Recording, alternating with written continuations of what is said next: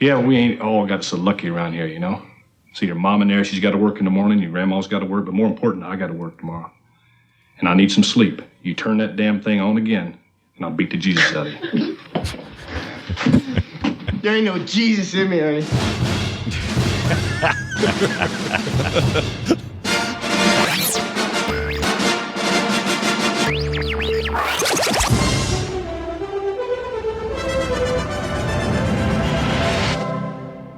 Where are you gonna go? What are you gonna do when you get where you go?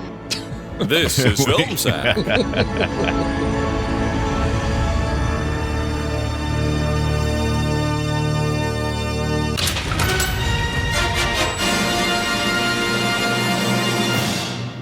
Oh, sure.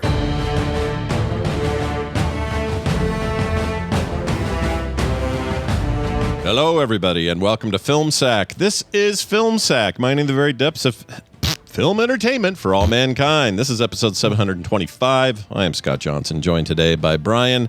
Like today's director, he also directed the 50 Shades of Grey lady smut movies done away. Oh, are you turned on yet? Oh, hi. This week on Film Sack, we find ourselves at close range of Christopher Walken's small town made man bad dad stash and live to tell the tale. And oh my God, is somebody sleeping with Madonna?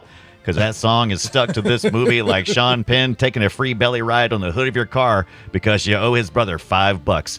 Get off, you weirdo! And on to this 1986 crime drama, now chewing on your wiper blades over on what used to be your favorite streaming service. You telling me this is based on a true story? Liar! Pew, pew, pew, pew. Anywho. Hello. Yes, this is Himdale Pictures Films. Yes, this is Kellogg's Cornflakes, Colin. We would like to get a product placement in one of your movies. We heard you're making a family film, and we wanted to get in on our wholesome flakes into a scene in tasteful context to show how people eat our flakes for breakfast to get a healthy start to their day. And we would like to feature our signature logo with a happy rooster on the box in full view. You say you have the perfect scene in mind, right? After a cockfight and just before a drug rape scene of a 16-year-old. Perfect! Sign us up! I'm gonna get a raise! I can just feel it. Randy? Everybody in a small town chews gum. Now stop staring at your stepmom's lounge. Oh, hubba, hubba. Lounge. Do it at your own risk. Lay loungeo. All right, well done. Speaking of which, we've got Randy. You didn't see nothing down by the River Jordan. Aloha, Scott, Brian.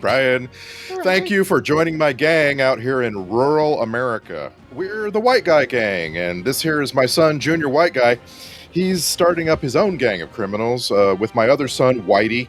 So we're going to call them the Little Whites. Actually, the name is still a work in progress, but it's growing on me. You know what else is growing on me? This infection. I got an infection from some bad eyeliner that I used to make myself look more dramatic when I'm standing in spotlight shafts out in the woods at night. Have you ever done that? You should try it. It's a lot of fun. That is, until you get an infection. Another question. Have you ever spent 2 hours listening to an extended introduction for a song that feels like it's never going to stop starting? Cool, me too. Now, let's get out there and steal the most traceable, noticeable, hardest to fence items in the state, and you're going to fit right in, as long as you follow my 3 honky gang rules. Number 1, you all have to look different in some key way. We already have bucket hat guy and handlebar mustache guy, and we have colored hair guy. You're going to have to be bald guy, maybe sunglasses all the time guy. We don't have those yet. Number 2, you need to be drinking alcoholic beverages at all times. And I mean all times. I want to see you, when you're awakened at 3 a.m. by a knock on the door, I want to see you answer that door with a whiskey glass in hand. And by the way, offer a beer to whoever knocked. Number 3, no one gets to have a sexual relationship with a woman except me and my son. That's it. The rest of you have to satisfy each other or something. You better get to it, because there's a lot of you and you're sharing one bedroom. Yeah, have Crispin Glover do it. Let him do it. I know, right? And with us finally, we have Brian. He once risked great bodily harm or death by stealing a cardboard lady Ibbot. I did. I said, I need to have her. She has to be mine. Yeah. And well, we all know what happened after that. That's right. A couple little X-Acto knife incisions later, and she was mine. Anyway, it's couple skate time.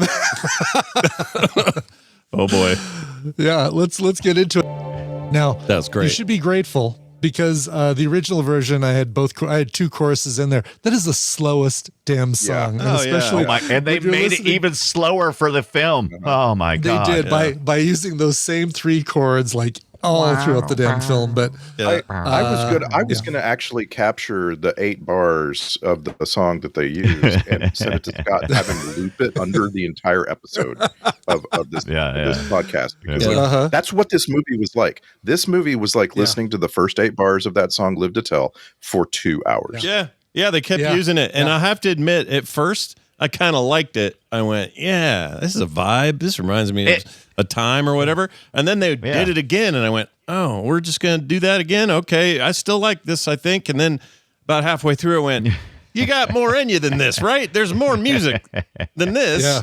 But yeah, they turned a leitmotif into a heavy motif. Yeah, the motif got too big and our backs broke under the weight of it. That's right, exactly. We'll now explain the film a little bit further with a fake Fletcher. This week we've decided to have an entire guest spot by a professional working medical doctor, Dr. Jerry Tolbert, with today's Flake Fletcher. Nice. Flake Fletcher? Fake Fletcher. On this week's Film Sack, at close range. Reunited with his career criminal father, tough teen Brad thinks he's found his ticket to an exciting life of crime, only to find out he's wrong. How wrong? You might have to ask Madonna about that. Oh, shit. Throwing her under the bus. The movie is At Close Range, and it's a thing that I remember very distinctly coming out, and then a lot of talk about him and Madonna having their issues during. Was this before or after the punching of the paparazzi? I think this would have been just right around probably that right time. around the time. Yeah. Feels right to me, but that's all I knew of it. I never saw it. It was I was in high school. This is something that just wasn't on my radar. Didn't really think about hard cutting, thought piece kind of movies based on a true story. Yeah, so on and so forth. Yeah, all that stuff wouldn't have been a huge turn on for me. Plus, I don't think I'd really appreciated or understood who Christopher Walken was yet in my life. Absolutely not. Oh, for sure. He ate this thing up. He swallowed this movie whole. He just ate the whole thing. That was his job. It's hey, we need someone to come in here and be the bad guy. What if he came in and just stole the entire movie? What if he did that? Yeah, golly. Yeah. So good. He's really good. Looks like the 1986 is when Sean Penn punched a photographer. So same year as this came out, right? Same year. Yeah. Wow. Yep. Can't blame him. I mean, you can. No. I mean, he's the one that punched him, so you can blame. You mean his motives? Well, I mean, if you've ever, his motives. Because if you've ever seen the paparazzi and how they treat celebrities, they're trying to actively get the celebrities' ire so that they can sell the photos to them. They suck. Yeah. The trick is not falling for it, and he often fell for it. Like this is the whole problem with Hollywood in general. Like if you ever became really successful. Like what have you asked for? Like it sounds like a nightmare. Well, that's one thing I've tried to reconcile over the years about fame, especially because I don't, I certainly think that actors all of us go into any field we're going into probably somewhat to go, well, I hope I'm the best at what I do in my field, and if you're going to be an actor, then one of those vectors could be I'm highly sought after actor, therefore fame, popularity must be there. But at some point you're like, oh shit, I didn't know it'd be this bad. It's like people always go, oh, you knew how bad it was. And it's like, yeah, I didn't see myself as being a superstar where I was going to be, inundated. Some of them do. Some of them might. Yeah, some are really built for it. Other people like, Harrison Ford, he just, if he can, he just avoids it and like won't go to these showings, won't show up at premieres. He'll just stay at his ranch in Wyoming. And who could blame him? You got Calista Flockhart or whatever. But the point is, like, you got people like Scott Johnson, the audience going, "What about Flockhart? Yeah, give me some. Give me some Flockhart." But you know what I mean? Like, you just, I don't know. Sean Penn is one of those actors where you always heard about how much trouble he would have with the press and all that. All these years later, I don't know. Seems to have done fine. He was doing all right at the time of getting himself into good movies and good parts. But then he hooked up with Madonna. And so he went from being slightly noticed to being Madonna noticed. Yeah. You know what I mean? Yeah. That's a big ramp up. That's a big difference. You're right. I don't know how you do it. Yeah. Like, obviously, Yeah, that wasn't punch destined to work. I don't know if any of her relationships lasted more than a little while. Right. How do you in this world? I don't know how you do it. Yeah, I don't know. But he finds his way. You were just saying he manages to get into just a series of really good movies, and I just don't. I've always wondered how people judge these things by just looking at words on a page, because that's what we're talking about. We're talking That's what they about have to do. Yeah. right, an actor and an agent, and who knows who else coming along and saying, you know what, I want into this movie. He gets into the movie Carlito's Way in 1993, right? Yeah. And was Brian De Palma in 1993? Not yet, quite yet, Right. Well, I mean, he'd done Scarface. I mean, he was all right. Right, but I'm just saying, like it wasn't an easy choice, right? It was. Right. I would actually argue that was toward the end of his thing, because I mean, he'd already done The Untouchables in '87. I think he's established. There's some actors / agent combos who are just really good at this, and I would argue that Sean Penn was, and of course at some point Sean Penn starts getting some control. Right. So when you get to 2003's Mystic River, which I thought about a lot watching this movie because it's very, very powerful, emotional, very violent and so forth. He won for that, right? Didn't he get that was his first Oscar? Or maybe I don't have that right. I know he won for the Harvey Milk thing, but I can't remember. He gets nominated a lot, so I always think he's won something. I thought he won for Dead Man Walking. Mystic River? Someone did. Tim Robbins, maybe? Tim Robbins has the choice role in that movie. I thought he won for Dead Man. Was Dead Man Walking before that? All that, though? Dead Man Walking was... That's the Sharon... Not Sharon Stone. I can't think of her name. Married to Tim Robbins, funny enough. Or yes, what was? Susan Sarandon. Susan Sarandon, yeah. Susan Sarandon. That's it. Sarandon, let me give you the rundown for Sean Penn. Okay. He was nominated for Best Actor for Dead Man Walking, nominated for Best Actor for Sweet and Lowdown, nominated for Best Actor for I Am Sam, and then finally got his win at the Oscars for Mystic River. And I Am Sam, boy. Woo. Right. Woo. And then a second Oscar. He got a second Oscar for Milk. So that's how his career went. That's about what I thought. He may get a third this year. For All Battles All the Time, Everywhere at Once, or whatever it's called. Love it. One battle after another. Do we feel like that's a Sean Penn movie though? I don't. No, but his supporting actor. Yeah, he was incredible. Yeah. I think that's on that's on the table. It might be his last thing he does. Or not last thing he does, but the last big. Noisy Scott's thing. Calling it here. Here's why I think that. I watched that Charlie Sheen documentary. I don't recommend it to everyone, but I actually quite enjoyed it. And he features quite a bit in this because they were friends growing up. Yeah. When they were kids and they're all dorking around with cameras and stuff. And he was really interesting. That is a very interesting, introspective, intelligent man, Sean Penn is. It's amazing. But he also seemed to me to be kind of really feeble. And he's not that old. So I don't know what's going on there, but he just seemed like he was shaking through the whole thing, and it was just kind of rough. So I don't know how much longer we get to have him doing like big roles and stuff. Maybe I'm totally wrong. I just got a vibe out of it. But there's a couple of episodes of 2.5 Men where Charlie has these friends, and so like Alan stumbles into the house, and Charlie's sitting around drinking, talking to friends, and it's so discordant from all the rest of the series. In all the rest of the series, he doesn't have friends. And those friends that he's talking to and having real bro connection with are Sean Penn, Elvis Costello, Harry Dean Stanton, and Bobby Cooper. Oh man! And, Sean Penn figures very prominever in Charlie Sheen's lore, Yeah, I think they talked about that, or they showed some clip of him on that show, and I never watched it, so I don't have really a good connection to it. But that's a weird thing about that documentary. Go in thinking you're going to see the Charlie Sheen documentary, but what you kind of get is a mini Sean Penn documentary. It's weird. And he doesn't do these very often. He's not an interview guy. He doesn't like it. Doesn't like, you're talking about the paparazzi or whatever, but It was interesting. Now, one thing we haven't done at all is talk about this film. So let's talk about this movie. Yeah. Well, yeah. And one of the reasons why is because it's got one of the most forgettable titles I've seen on any movie. Yes. Even going in today, I'm like, oh, make sure I remember what the title is. At Close Range. Okay. All right, let's go. Yeah.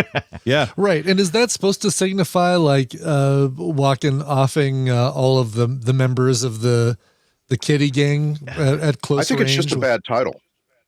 Yeah, but what did they mean? It's a bad title though. But what was the intent when they wrote it? Because the only people who die at close range is like Christopher Penn and because it's very intimate, maybe because it's familiar. Because the dad is at close range to the son, kind of thing. Not from a weapon standpoint, but just from. I would have even preferred the two Brads. That would have been better if they had just called it the two Brads. Oh, there's so many better names. Yeah. Would you? Based on a true story, but you know what? You fudged a lot of the facts. Why not fudge the fact that both of their names are Brad? Just don't, or just call Sean Penn's character Junior. Just don't even say that they're Brad because all the Bradness in this was terrible. It got unnecessarily confusing with all that stuff. No purpose to it. Yeah, I thought so too. Also, man, I think Kiefer Sutherland had maybe a laugh and one line. Or like, he was. Like, it was so fun to see him as young. Yeah. Why does he look so much younger here than he did in Lost Boys? I don't know. Makeup 10 years younger than Lost Boys. Lost Boys was what, the next year, I guess, or something. So also, how do you have David? I realize this is 1986, right? Nobody had really shown their star power, but how do you have David Strathairn in your movie and have him barely there? Like he's in the shadow most of the time. He runs the cockfights and he says like three words. He gets introduced first and last name twice because the movie tries so hard for us to know the names of the characters, and he doesn't really have anything to do. Same with the other Boyd, J.C. Quinn as Boyd. He's just part of the gang. Mm-hmm. I mean, at least they give Crispin Glover a chance to be Crispin Glover and be weird. The guy. Boyd is the guy who runs back in, busts the window to get the cardboard cut out, though, right? Yeah. He had the he's so good. And what's his terrible take when he's a vampire turned into the vampire? That character he played. Oh, that's Fright Night. Oh, yeah, Fright Night. Is that him too? We did that. He's so good. Here. That broke my heart. Yeah, I forgot that was him. Holy cow! J.C. Quinn. Oh my God! Yeah, no kidding. The Abyss. Jeez. He was also. Oh, okay. All right. He doesn't have an IMDb photo, which is a little weird, but whatever. Yeah, I thought it was weird too. And I gotta interject here, guys. I want you to know we have finally done it. This episode of Film Sack, episode number 800 or whatever this is. We have finally sacked a movie that stars Crispin Glover. We have never done that before. Oh my gosh! Really? Crazy. This is the very first one. Yeah, that's funny. I can see us, at some point doing the River Wild, but we never did. Like, I guess he's only in the first Back to the Future. He was replaced in the second one. River's Edge, is that the one? But I don't think. Or River's Edge. River's Edge. River Wild is the one with. Oh right. I get them mixed up too. Kevin Bacon. Yeah, Kevin Bacon. Edge had Glover, Keanu Reeves, early Reeves thing, Dennis Hopper. All right. Yeah, we ought to do that someday. That one's a weird one. Believe it or not, this is also our very first time watching Mary Stuart Masterson for Film Sack, and I've been missing her. I think she's absolutely amazing in this movie. Yeah, I love her. Oh, for sure. I'm surprised we haven't gotten to her yet either. But she's a year away from Some Kind of Wonderful, which is the big breakout role for her. And then what was after that? A bunch of stuff after that. She's great. Yeah, I would argue that she was already booking some good stuff here by this time. The really weird thing to me is that the movie has so many it has so many of these like shots and scenes that try to establish the characters, and it's not really necessary. Like when Sean Penn drives into town at the beginning of the movie, and we see Mary Stuart Masterson standing in the middle of the town square at night with the spotlight on her for some reason. That's cool. Great though. But it's great. But the movie tries so hard to get you interested in her. and her that she sees him and she kind of wants him already. See, I really liked that whole sequence. I realized I loved it. I see what you're saying, but also that was the part where the music first came up, and so it rung a bell for me, and it worked. It worked that first bit, and it was kind of ethereal, and the sound was muffled, but the music was loud. Plus, I liked all that. Every town where I live has this same square. So the very first thing I wrote down was, is this the set from Back to the Future? No. I immediately write no. It looks different. And then I realized, man, I have been to 100 towns that look like this. Yeah. It was all very familiar. I kept thinking there's scene at the school. Yeah, they were leaving a school. It was the spitting image of the high school I went to, the front area. And I was like, oh my gosh, did they film it there? And I looked, and no, it was still Tennessee. They did everything in Tennessee. No, I was glad Dunaway, I think you posted a thing like showing all the filming locations. Yeah, the location set. And it's really funny, actually. There it is, then, now, movie locations. So it's like, here's what it looked like in the movie. Here's what it looks like now. And there's a bunch of shots in there of the same like dirt field, like, here's what it looks like now. It's like, great, okay. There's the same truck is just a few feet down the road from the first picture of the dirt field. That's great, though. I love that. Yeah, I do too. It's cool. Right after you see something. Absolutely love that part of Tennessee, that whole area, that whole region, basically south of Nashville or even east of Nashville. Like, it's just beautiful country, wonderful little towns with nice bed and breakfasts. You should go there. Sounds all right. You should go there. It looked all right. Looked like a nice little town, except for this crime family shit going on in there. Jeez Louise. Yeah. By the way, also, Stephen Jeffries is who I was thinking about earlier in Fright Night, not J.C. Quinn. Oh, different dude? I thought it was. Okay. Stephen Jeffries is Aggie in the film. Yeah. They're very similar. You deserve a piece of pie for that. You did fine. Thank you, my pie. There were one or two too many. Because you have a gang that's already in existence, Small and you have to get to know them, and then you have Junior raise a gang of his own, and you have to get to know them. The JV gang. Yeah. Right. Yeah. It's man. Okay, let's talk about this for a second. It's based on a true story, but a lot of stuff in here made me feel like it was just like Southern noir kind of stuff with like a lot of ambiguity. It didn't feel very rooted in reality to me. And maybe that's to its credit, because we don't go to movies for pure reality. We go to, escape or hear a story or whatever. Right. But none of this like rang. Well, first of all, nobody had Southern accents, and that drove me nuts. Like, they're all just talking. Except the dad for did Alan a little Autry, bit. who come in. Yeah, Alan Autry come in. It's like Ernie, the boyfriend, came in and is like, "Stop drinking my beer. I'm going to beat the Jesus out of he had a little bit of a thing. You're right. He's whoa, why does he look like a cop in this? What is his photo You don't remember him from In the Heat of the Night? No. You know what? Let's go ahead and give him our IMDb photo of the week right there. Look at that guy. Wow. He is best known as Bubba from In the Heat of the Night, and I recognized him instantly, and I was like, this just gave this some Southern credibility. He's still working. He's in the Tulsa King thing, that 911 Lone Star deal. Yeah. Hard of Dixie. My wife loves that show. I hate it. Yeah. I love it. I still I can't believe we've been doing this for 17 years, and IMDb photos are still like so often they're just garbage. Yeah, I don't know either. Either pulled from like the worst part of the worst movie they were in, or off center, or badly cropped, or bad lighting or color, or whatever. To the point that I want to point out headshot. Yeah. It's so bad that I like to point out when the picture on IMDb is good.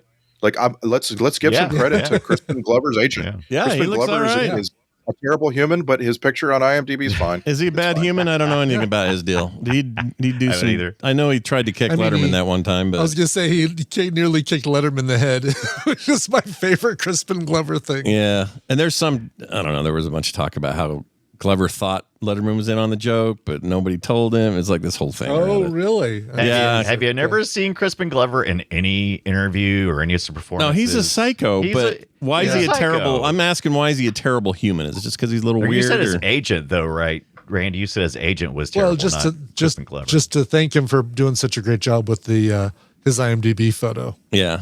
Yeah, I mean, or are you saying that Yeah. Crispin Glover is also Yeah. his own agent? That would be great as well. Like he's got like a dual Yes, personality. that would be.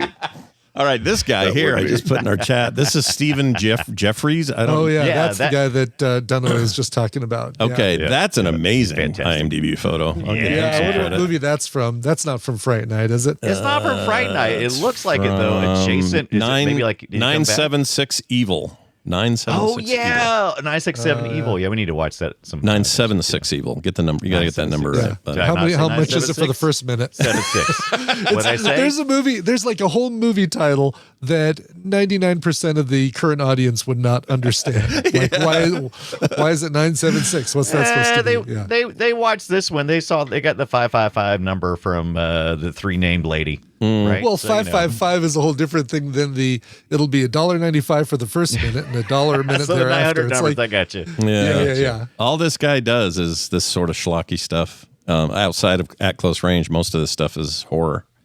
Yeah. Like, well, he's still working. He always acts weird, and I love it.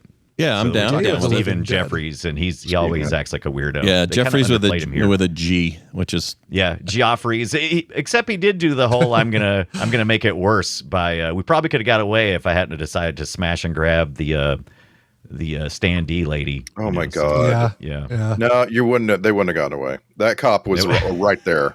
Yeah. I know. They had Essentially, flashlights on both sides of the truck, right, too. exactly. Like, and no outside shot. It's like, all right, they just wasted no money on actually filming anything worthwhile on that part. I just want to use that as my example of the problem that proves that it's okay. This movie looks fine. I want you to know that it looks fine. The cinematography is fine. There's a lot of nighttime, and that's difficult to pull. But like it's fine. At the same time, there are so many shots where the source of the light is coming from a place that it doesn't in reality. Like a shot of Christopher Walken sitting at a breakfast table, and he's lit from below. And there's no place in your life you're ever lit from below while eating breakfast at a breakfast table. Why is there a light on the floor? That being said, though, get it. I agree with you, but I'm going to say that I'm going to give this movie a little bit of credit for looking really nice for a movie as old as it is. Yes, cinematography-wise, it looked great, but Yeah. you're right. There are these moments of like that lighting is impossible.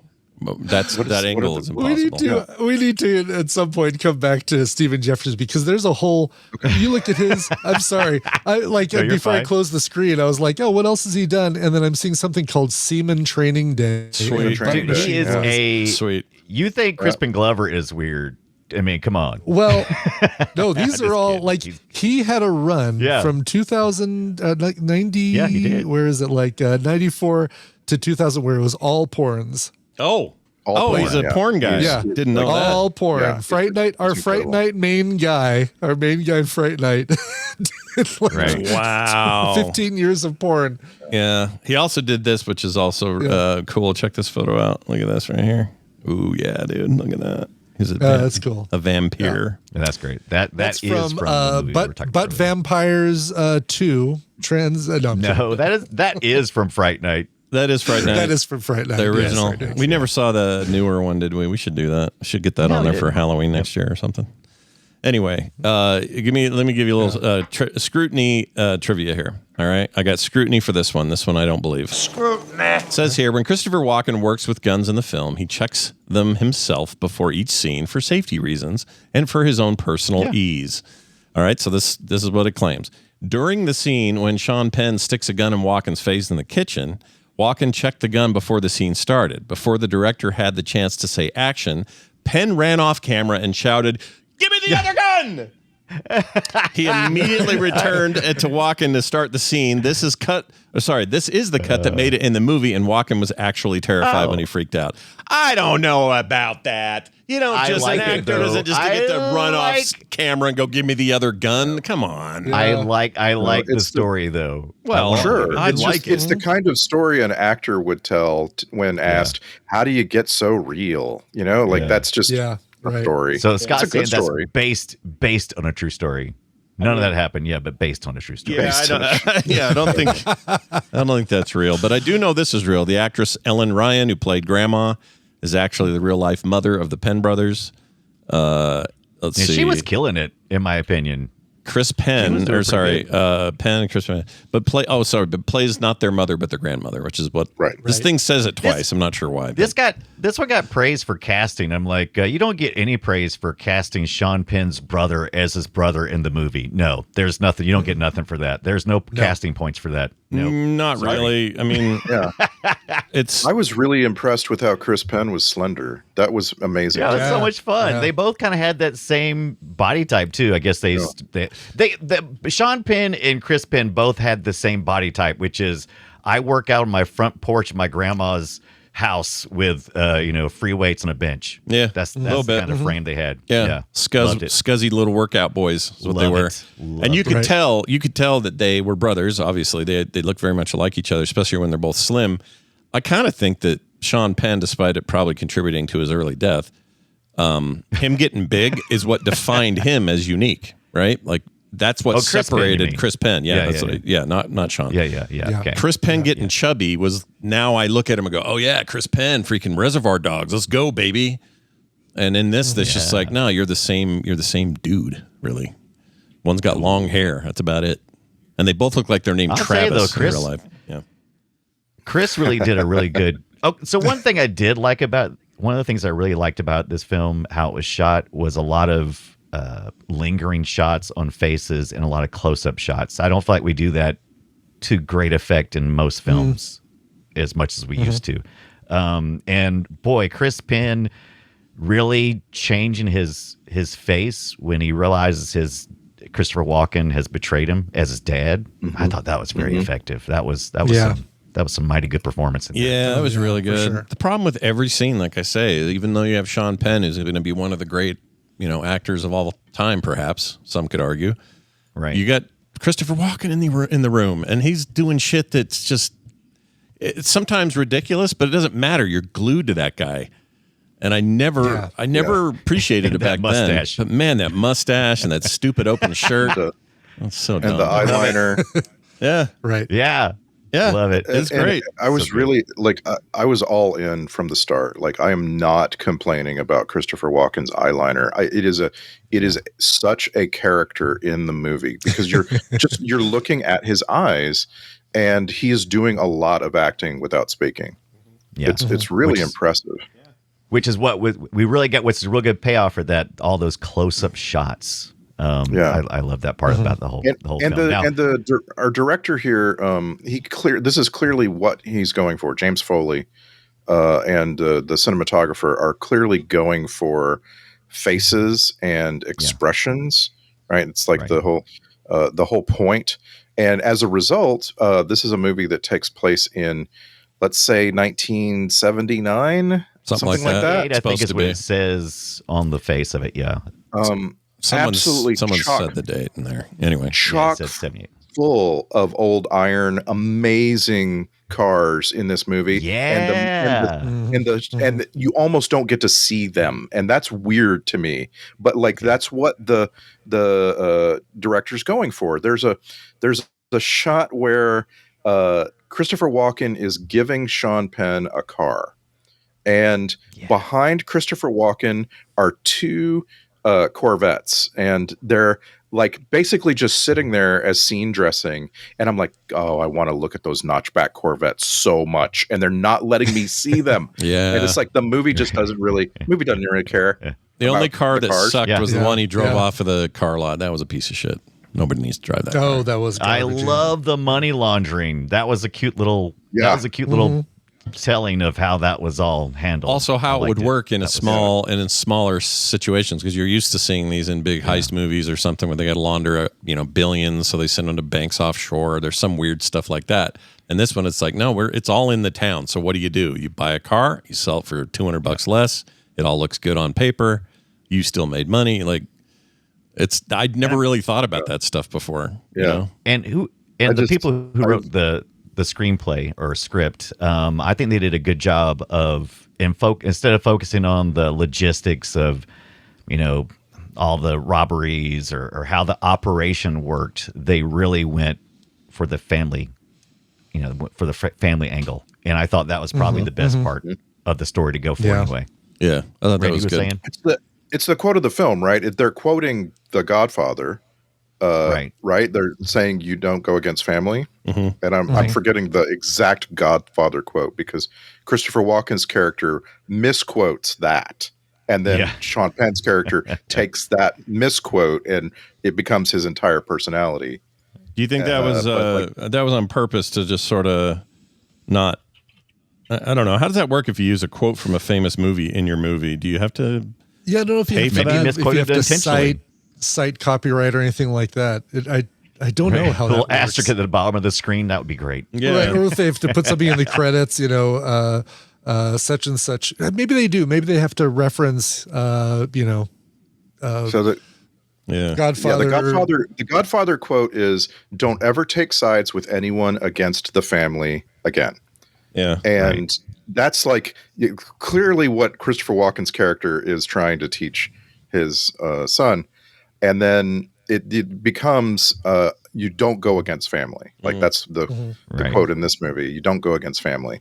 Yeah. And that really, I found that to be really powerful. Like that's gonna drive the whole damn plot. Sure. And it's really telling because Brad Sr.'s estranged relationship with Brad Jr. is the real family that he has, because I'm assuming all these uncles and stuff this in the film are not real uncles, right? It's supposed to be family as in mob family. Yeah. I think that was the idea. Exactly. Because and so the fact that he really does betray his real blood for protecting his fake family. So it was a lot of interesting little things to think about. Nothing too deep to dig into, but just kind of make you go, oh, okay.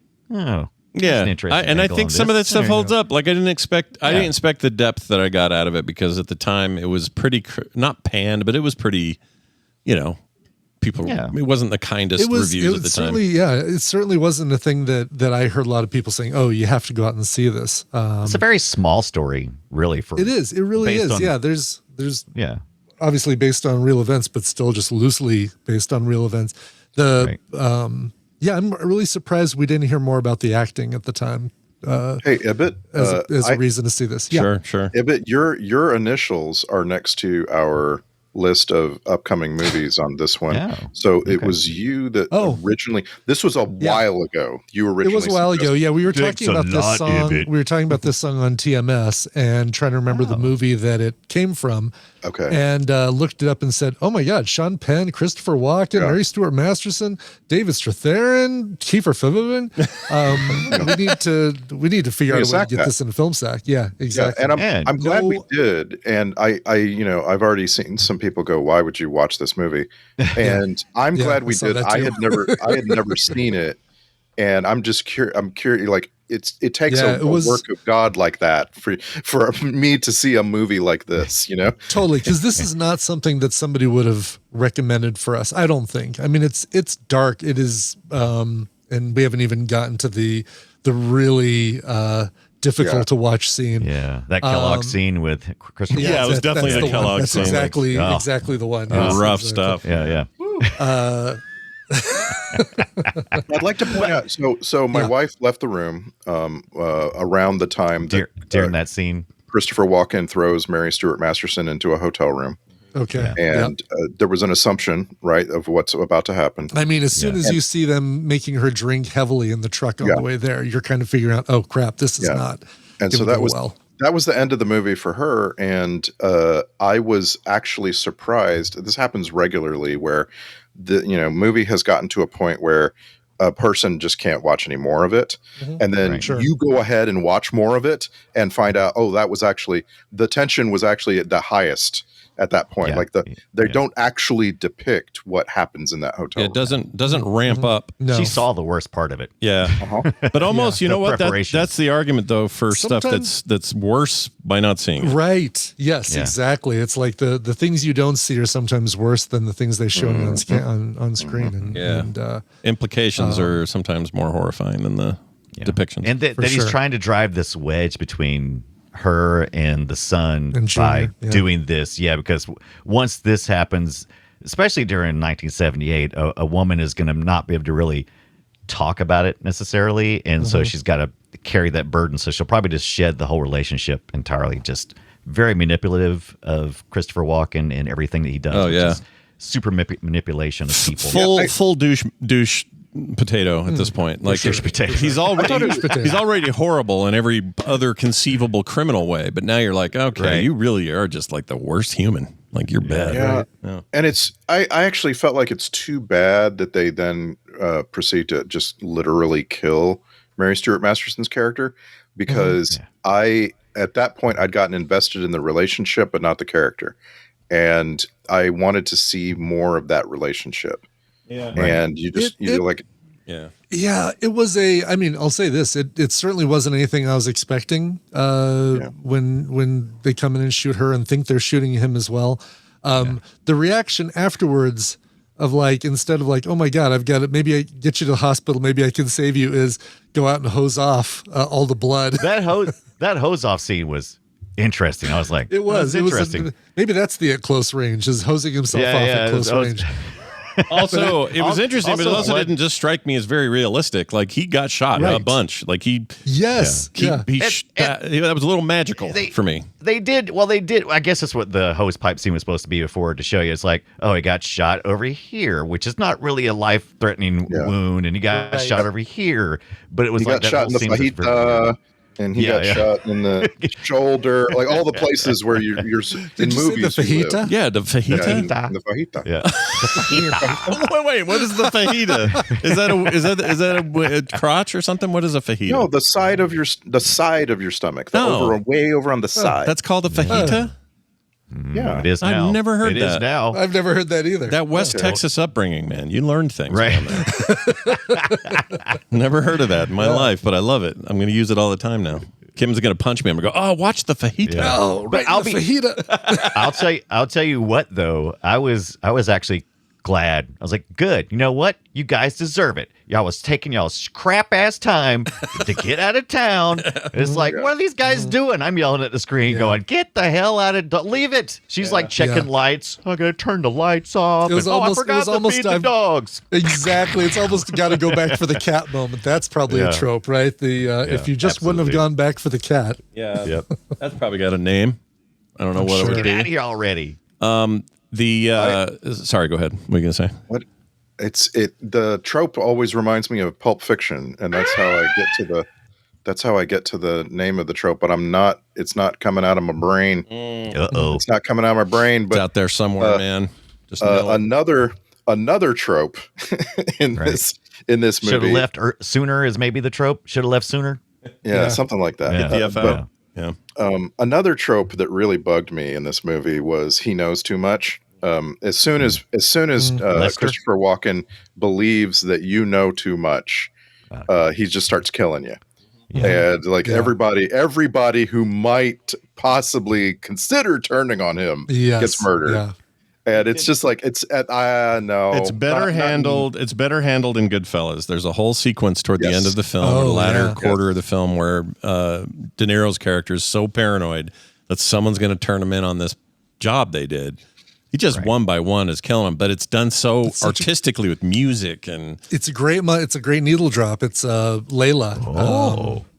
Eric Clapton's Layla, I think, for that one. Yeah. I think so. Yeah, and it's really well done. This version of it is maybe it's just a little ham-fisted. That's what I meant. Ham-fisted? Yeah, ham hand. What am I thinking? Oh, heavy-handed. I'm getting heavy-handed and ham-fisted. Heavy Ham hand was fisted. made out of ham. That would be heavy. It's the same idea, right? You got a fist or a ham-sized fist, and Yeah, that's pretty heavy. By the way, I'm not saying that trope isn't sometimes great. It is. In Shawshank Redemption, when the warden finds out that there's an inmate who actually could clear Andy Dufresne because he knows who actually killed Andy Dufresne's wife. Right. The warden has that guy killed because he knows too much. Yeah. And that is a fantastic twist. Oh yeah, it was done so But- well in that movie too. Man, that movie. Oh, Yeah. so good. Gosh, I mean, This I know movie- people talk about that This movie, all the time, there's too much crime in this movie for me. Yes, And I'm like, it's- there's too a much point where I'm just like, yeah, remember how we keep saying the FBI came to town last week? Where are they? What are they? I think. Come on. I think Ibbott alluded to the fact that in his song that you must be on some serious heavy drugs to not hear your tractor leaving the barn. Exactly. Yes. Exactly. Those things are not quiet, and usually they're not designed to be quiet. That shed is attached to the house, and so you should be able to hear. It's such small. I like the idea that it's such small town tomfoolery. But when they get to the court, here's my big beef question of the day. And he sits there and cries, and then finally says, "What does he say? What's his final word?" My father, my dad, we the same. But why was it so? I'm gonna start talking like him. Why was that meant to be this freeze frame thing? Like, why? Yeah, right. It's like, of course, he's going to rat out his father. It's no surprise. So why? And he already kind of did. Yeah. Why end the movie while it's just getting good? Maybe cut out, I don't know, the first hour and give us this. Yeah. That was too brief in there. I wanted some court. It was. It really was. Exactly. Yes. I like me a good court. Yeah. Drama. Even if it's just like to top things off or to get you. Not speaking again, like they did a really good job of that in Goodfellas and the narration and music all through it. Like, there's ways to do this. And I'm not even saying this dude's a bad director. I think he's actually got some winners under his belt. But we haven't talked about the fact that he was nominated and won for worst director for those two 50 Shades movies. Oh, really? People do not like that shit. Yeah. Let's see if I can find where I saw that. That was the sequels, right? That wasn't the original. The original, right? 50 Shades Darker and 50 Shades up the. I don't know what the other ones are called. Up the butt. What you gonna say? Up the butt? That's what I was gonna call it. Yes. But I feel bad because Sebastian, listener, Frog Pants fan, Sebastian Van Dijk, for a while there was sending me something related to my birthday every year, right? So, trying to think of a good example. Sum 41, he sent me some. When I turned 41, he sent me some Sum 41 CDs. Aww. And the last thing he sent me was, I think this was the end of it, was 50 Shades of Grey, the box set with all three movies in it. Wow. And I feel bad. Right. I still to this day have never cracked open and watched any of those movies. Yeah, you feel bad about that. Film Sack has a whole vault of films that people. I know, but it was a gift, and I feel like I need to. Gift. Tina, I'm sorry. I'm going to watch this. I'm going to watch Dakota Johnson get naked for 2 hours because it was a gift. Yeah. And I feel like I have to. There you go. 50 Shades Darker and Freed were him, and then the previous guy did the first one. These were just so panned. I think 4.6 on IMDb is the average, something like that. So just wanted to point out, it wasn't a previous guy. A woman directed the first one. Oh, okay. Okay. Very good. Anyway, the what I was going to say about that was it ended up being the last thing he did because this dude died of brain cancer this year. Oh, wow. Okay. But went through stuff for a long time with that. So director James Foley no longer with us as of May earlier this year. But we also got I just want to drop a rest in peace on Chris Penn, man. That guy had quite a life. Clearly, when you die at 40 of an enlarged heart, that has something to do with all the cocaine. But it's just amazing to me that Chris Penn has been dead for 20 years. I know, and he was so exciting as the alternate Penn. Yeah, right. Because you could get some. You mean they've got two? You could get some humor out of him. You could get some. I don't know. There was just something. And let's not discount Michael Penn, fantastic musician, married to Amy Mann, and came out with that fantastic song called No Myth. Well, for the first time in my life, I did not know those guys were related. I thought it was a different. Give me your personal favorite actor siblings. It could be brother, sister, sister. Easy. I hate all of them. It's the Sarsgaard family. I love them all. Those guys are great. Good. Yeah, they're good. Okay. What? They're great. Did you scuffle? He did. That was not the answer you were expecting, or what? What is wrong with dude? Stellan Skarsgård is a freaking international treasure. His sons are all good in stuff they do. Freaking, I'm watching Murderbot finally. He's great in that. I'm going with the Fannings just because we got a Fanning doing a thing, right? Is that it? Yeah, Elle Fanning, they're great. Family. The Fanning girls are great. Currently in Predator, Badlands, very good. Yeah. I didn't expect is it a spoiler to say there's dual roles for her? Maybe not. I don't think it's in the credits, well, so fine. Sure. It's in the trailers, you mean? Or you see it in the trailer, you just don't know. Yeah, it's fine. You don't know exactly. It's fine. But she's awesome. Like I would put them. I kind of like the lesser Hemsworth, not the one in Witcher, but the lesser one, the one that was in Westworld. Westworld, yeah. The kind of frumpy one. I kind of like him, and I like most of the Baldwins. I like some of like Steven's problematic. The rest are fine. Yeah. But yeah, as far as like, I don't know that I respect their work. I'm going with the Skarsgårds, man. Yeah. All right. Pretty good. All right. And Pretty good. You know the Wilsons. I'm gonna say the Wilsons. Owen Wilson, Luke Wilson. Okay, that's a good one. That's a really good Actually, I one. really like Keeping it that tight, one. That's keeping great. it tight. Yeah, I like Yeah. that. And then the Pens, rest his soul, half of them. Yeah. My current answer to this question is I think Dakota and Elle Fanning are just like at the top of their game somehow. Yeah, they're Both killing it of right them. I don't killing it right understand how you get to both be that, because usually it's more like Dennis Quaid and Randy Quaid, right? They're like there is a great and a lesser. One of the twins ate the other one. Yes, bad. You know, Yeah. sure. Right. I actually feel like Randy Quaid fell off so hard that the universe had to invent Jack Quaid to fill that space. Yeah, kind of. Yeah, right. I think the Quaid vacuum had to fill the Quaid vacuum. Yeah, I think there's something to that. I don't know. Like it's different. I can't imagine what Thanksgivings are like for these people. You know? Yeah. Like, is it normal family stuff, or that? Maybe that's why I like the Skarsgårds, because I don't understand the whole Swedish thing. So maybe there's plenty of reasons why they hang out. I would like to believe there's lots of examples where it's just family coming together and watching football. Like, I imagine Rosanna, Patricia, and David Arquette all having a totally normal experience. Yeah. Like, totally nothing, no extra money floating around, you know? Just people who know each other. Do you think they have the turkey and then they go outside and play touch football and something in the backyard kind of thing? Yeah. Nothing humbles you like your family. All right. You can become as big and as popular as you want to be, but as soon as you return home and run into your sisters and brothers, mom and dad, it's just all gone. Yeah, but I'm just saying, I don't think for example, I don't think the Baldwins get together. Maybe they do. Probably not. Not like we're talking. Like, the question could be, who's got the most normal Thanksgiving? Yeah, that'd be a better question. Yeah, and I don't think my Swedish example, they don't have Thanksgiving, so it's a bad example, I think. But they probably they might live in Los Angeles. They might have like adopted that local tradition. That's because everybody else is busy that day, so it's like, let's do American Thanksgiving. What the hell? Yeah. I don't think you can have a normal experience with someone who was in 5 Lars von Trier movies. I just don't. Yeah, but I don't think you can have a normal Thanksgiving appearance with a guy whose IMDb photo is him wearing the top half of a suit and tidy whities for the bottom. Yep, exactly. Or another son who can make that effing clown face anytime he feels like it. Like, the whole thing would suck.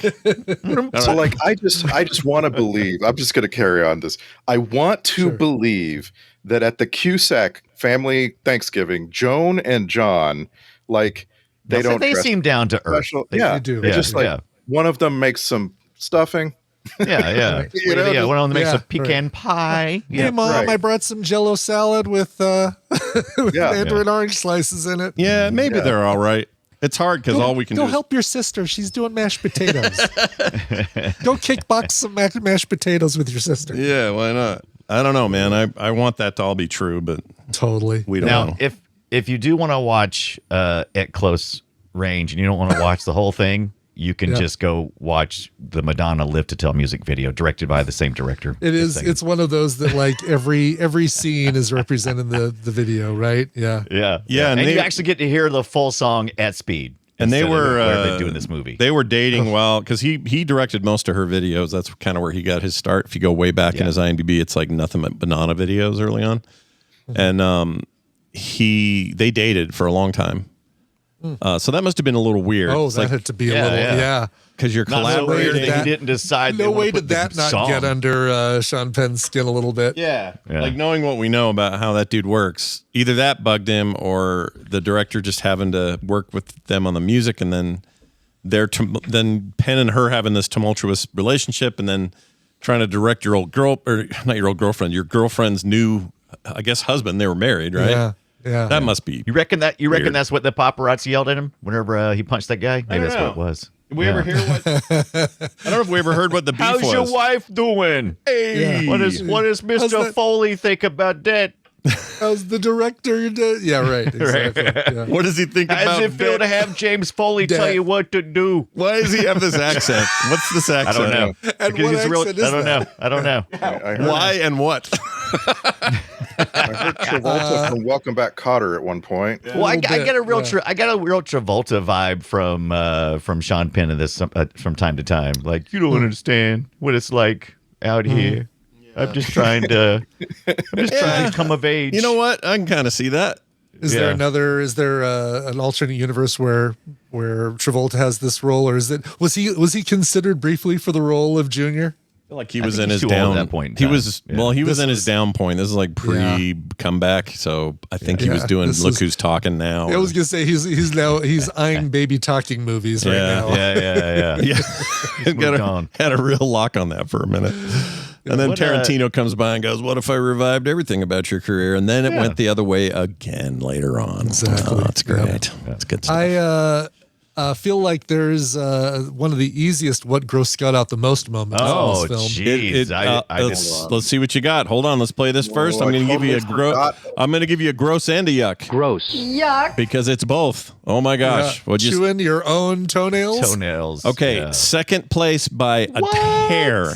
Yeah, you guys hear when you hear me explain it, it'll make sense. But anyone else got Okay. a theory at all? Was it when Sean Penn like he was taking a crap in his pants when he was supposed to be bleeding to death? No, not that. That was pretty good though. His face turned red. Like he was taking a crap. It was great. All right, you guys missed it because it was early, and it also probably just like you're thinking, oh, it's a movie prop. Who cares? Because our brain can do that. Oh, I know what it is. It's Hold on. it's pulling off a windshield wiper and putting it in your mouth. 100%. That is correct. Now- Every time I detail a car, the windshield wipers, I'm like, how is this so disgusting? Because what is I'll tell you why. Because there's bits of bird shit and bugs and gross yeah. shit on the acid rain and whatever else is falling out of the sky in 1984. That is the most disgusting idea because those wipers have seen every gross thing that falls on your car. Yeah. Yeah. That's a good call. It was both. They were both pretty gross. They were both pretty gross. Yeah. I'd love for the rest of the movie for Sean Penn's character to have a mouth infection. yeah.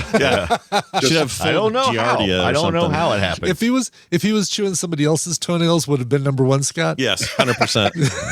100%. There's something about it being your own that you can get away with. I don't know. Even Mary Stuart Masterson. If it was oh geez, it's gross no matter what. Like there's just now it's just shades of gross. 50 Shades of Gross. 50 Shades of Gross. Yuck. Yeah. 50 Shades grosser or whatever. Yuck. Yuck. Yuck. I'm gonna put. I didn't have a good kitty in the sink. I don't have a good. Oh, I thought I understood why they did it, but then they never really went back to it. What's and that's that? poor old Jill. Which one was Noel Jill? Parker, because it's like, oh, that's right, exactly. So at the very beginning, Sean Penn all walks up to she's the friend. to Mary, Yeah. Mary Stuart Masterson. Doesn't really talk to her, just goes, "Hey, what's your friend's name? Hey, Jill." And I'm like, oh, so you're trying to work that angle of if you want to be my lover, you got to get with my friends or something. What does it go anyway? Yeah, that's how it goes. Yeah, but so you introduce came the to the right character. show, Dunaway, to ask the right Yeah. guy. Yeah, exactly. Ibit Yeah. knows. You give Jill a name and a face, and then you just kind of go, Yeah, Done with you, Jill. I've gotten everything I need out of you. I think it counts. Hello. I think it counts. We'll give it. That one. I was amused that this movie just has a cockfighting scene in the middle of it. Oh yeah, I Like, forgot we're about just- the cockfighting scene. Yeah. Like, because it just feels shoehorned into the movie. Like the people making the movie were like, you know what's really cool is when you go to talk to your informant, right? And you got to do it in public and look like there's something else. Like everybody's attention is on something else. You talk to the informant over here on the side. Let's do that. Let's do that. Oh, chicken fights. We'll have chicken fights. Is there chicken. Yeah, and is there such thing as a anti-product placement? Because I couldn't believe they had the cockfight, and then the Peter. very next scene, a cock right on the cereal box there, and I'm like, prominently displayed. Yeah. What are you That's funny. saying? Yeah, you'd think Cornflakes really like had a chance to say, "Hey, could you maybe put something in between the bloody chicken closing its eyes for the last time?" Yeah. That was not a PETA friendly scene for sure. No, those chickens were put through some shit. Yeah, I didn't even and think about this. That's bad, I think. Huh? And Walken, was it when did The Deer Hunter come out? Because I always think of like, oh well, there's a pretty gross cockfighting scene in there. 70s, late 70s, 78. Yeah, I think like so. that. Yeah, okay. Older, but that's a movie I've never seen. I don't know why I know the date. I've never seen it. Yeah, it's a movie I've always liked. I'm always like, I should watch that movie, and that one just gets pushed down by other stuff. It's understandable because it's heavy. 78, you're right. Did we accidentally bump this movie? Because I'm on IMDb looking at all the facts and stuff. The popularity on this thing has skyrocketed. Is this because nobody watched it last week and then 4 people watched it, and so it's like that's up 2,000%? I don't know. I think it's just Amazon. Amazon's algorithm pushes it. And lots of people they just watch whatever they're told you might like. You know, there's one thing we didn't say about this director, and I can't believe I almost forgot. He made one of what I think are one of the finest crafted films of all time. It helps that the source material is incredible as well, but I think his Glenn Ross in '92 was freaking amazing. He did that? Okay. Amazing. Yeah, I agree. Yeah. A big agree. Yeah. I mean, maybe his masterpiece, and I can't believe He really the likes singer- those names repeating, doesn't he? Huh? Yeah, Okay. he does. I don't know why he did 50 Shades of Freed from a guy who did Glenn Ross with working with Pacino and Doesn't feel like it's the same. Should be the same guy. shouldn't be the same he directed universe. an episode of Perfect Strangers. No, that's Perfect Stranger, the movie. Okay. Yeah, the movie. Yeah, I see. My did some favorite TV. Hannibal. My favorite James Foley thing is a movie called Fear with Mark Wahlberg and Reese Oh, Witherspoon. Did we watch that one here? That's a really good one. I don't that think one's so. Yeah, I just outrageous. remember the scene of Wahlberg in the door peephole, yelling at the guy. Right, that's the right movie. Yeah. Don't think I ever saw it, but I. Oh, you haven't I seen can that? visualize that scene. We should watch that. We should And watch that. it's got Alyssa Milano, so I saw it when it came out because I was like super Yep. in love with Alyssa Duh. Milano back then. And Not it's anymore? The boss. It's just it's an absolutely creepy, scary movie, It's good. and it's Fear. I say it's good, but it's entertaining. How about that? It's entertaining. You don't think it's good? Sure. I don't know. I haven't watched it in a long time. Oh, okay. All right. All right. I mean, you can think a thing was good if it was good when you saw it, right? You just have to see it again to then know that it was bad, right? Yeah, right. All right. Well, let's get it. Let's do it. Let's watch Fear. Sure. Put it on feels Came perfect out- for this. Yeah. It came out like not too far apart from Cape Fear. Like Yeah. they're like 5 years apart, but like when the movie's called Fear. And about an abusive person and then fear again. Yeah. So, Right. Yeah. I liked Okay. Cape Fear Stalker more than I types. think I'm supposed to. I Oh, liked I it. love Cape Fear. Oh, I can say I that don't- because we watched that not that long ago. Yeah. I hate that movie. Yeah. I mean, it's just the fact that it's a Scorsese movie just never sets right with me. But as a thriller, action-y thing, it's great. Mm-hmm. And I love Nick Nolte, and he can do no wrong for me. Yeah. He can snort all the cocaine he wants. Just keep making disheveled old man movies. I'm down. He's responsible. Cocaine? Yeah, he's a responsible cocaine snorter. Enjoyer. Yeah, snort responsibly. He believed in that, and now look at him now. Is this our first film sack movie that has the full Walken? Like Walken, not just an extra supporting actor, but like the movie is about Walken. That's a great I think question. Got our list. By the way, his real name is Ronald. Did you know that? It's not even No, Did you know that? Ronald Walken. I had no idea. His real name's Walken though. Last Yeah. name? Okay. For some real- reason, real- Ronald fits better when I look at him. When I look at him, I see Walken. Ronald. Ronald Walken. Let's see. We Look out here, Ronald Walken. Look out. we haven't done Dead Zone yet. God, I want to see that for this. I do too. Suicide Kings. Oh yeah. Forgot about Did we that. watch that? But here? We did. We did. Is that the full Walken? I don't remember. I don't know now. if that is the full Walken. I mean, He was he's just the main he was bad tied guy. to the chair. Oh, was he tied to the chair? What most of the movie? Which Yeah. isn't that right? Yeah, I think that's right. Yeah, that's full walking. that's Okay. pretty full All walking. right. I Yeah, feel like that's It- fair. this- Yeah. yeah. Say done Mustache He can- walking. I feel like this. I feel like this movie at close range proves that Christopher Walken can carry a movie because Oh, yeah. he really Sure. like He's beginning to end. He is the heavy. He is in most of the scenes. He's really compelling. Yeah, he's great. He's really, really good. And again, it's the only weakness. It's almost a weakness because it's so commandingly better than anyone else on screen. Yeah. Yeah. Maybe that drove Penn nuts. Maybe Penn's just Right. like, I'm gonna go.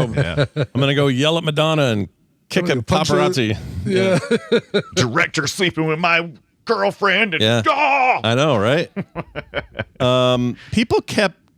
Okay, here's a beef. This is more of a writing beef, I suppose. But I don't know. These two characters, the one guy they threw in, or they drowned in the river, and then Lester. poor girl, June. Can't think of her name. All of a sudden, Mary Stuart Masterson. Both cases, like, here, drink this. Okay. Okay, now take these pills. Okay. Like, no one does that. These are strangers to you. I was curious because when I was growing up, that was a big thing. I don't know if parents are still like that, but when I was growing up, it's just like, don't be taking nothing. Don't be taking nothing. I like her every time I left the house. Don't be taking nothing. Like that was a real big scar. Like Especially random pills from Sean Penn at the beginning. It looked like he's pulling them out of a bank envelope. Yeah. Like what? Yeah. That's my point. It's like, are you? Well, I mean, maybe that's drug culture's changed. Maybe it feels like people are more careful now. It's like, don't reuse needles. Don't smoke from the same pipe. Right. Check But your probably dealer. because you'll definitely. I mean, now drugs. I mean, there's a good chance death. Whereas back then it was probably like maybe rape. Yeah. maybe rape. Maybe We'll see. rape. Maybe murder in the river. Right. Yeah. Yeah. Don't know. That guy, you knew the minute you saw him, he's like 100 years older than everyone else. He's down on his luck. Yeah. He's coming back for another score, and my brain just went, oh, he's Lester. dead. He's dying. Yeah. Lester's gone. Yeah. Yeah. This movie starts with Brad Jr. like forking over Tic Tacs and telling Terry, here, take this, and they're all dry pilling it, and I'm like, dry pills. Yeah, not a fan. Not me. Not me either. Yeah. Do not Try like. pilling it. Yeah. My dad used to do that. He couldn't drink with his aspirin or anything. He would just hork down the pill. And I'm like, Dad, those get stuck in your throat and shit. He's like, yeah. leave me alone. And then Mary Stuart Masterton was like chewing it like gum. By the way, I don't know how much gum was being chewed on this set. A lot of a gum. lot. Walken always had gum in his mouth. Yeah. He got some wacky tobacco. With some wacky, I'm over with some wacky tobacco. I have that clip somewhere.